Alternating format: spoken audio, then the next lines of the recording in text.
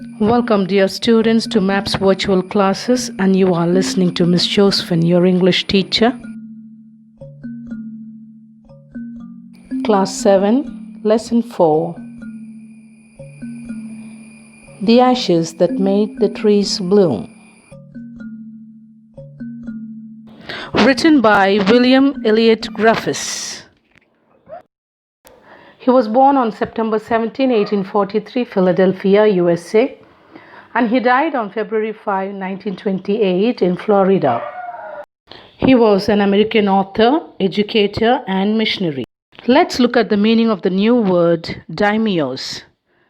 Wealthy landowners during the 19th century in Japan were called daimyos.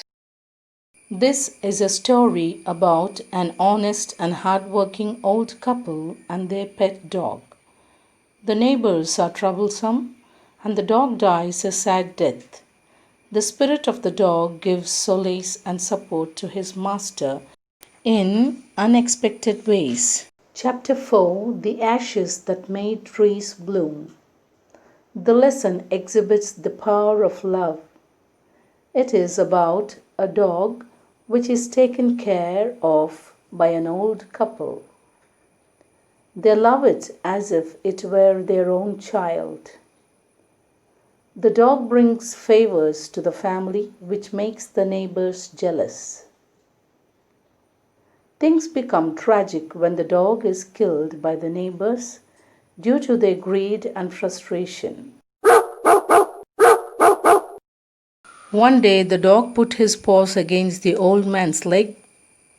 He motioned with his head to some spot behind. To please his pet, the old man followed him. At a little distance from there, the dog stopped. It started scratching the ground. To help his pet, the old man stuck his hoe in the earth. Now there was a pile of gold before him. So the old couple became rich. They gave a feast to their friends and helped their poor neighbors. In the same village, there lived a wicked old man and his wife. They brought the dog into their garden. They set before him good food, but the dog was afraid. He neither ate nor moved.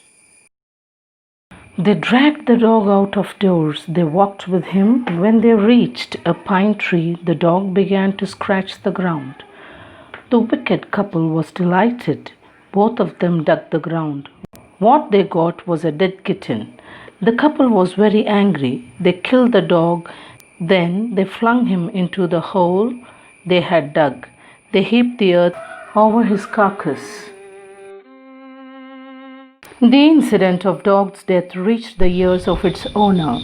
He felt so sad, as if he had lost his own son. He went to the place where his pet had been buried. He mourned for a long time. He called him many dear names, as if he were alive. That night he saw his dog in his dreams. The dog asked him to cut the pine tree and make from it a mortar. He also asked him to make from that wood a mill.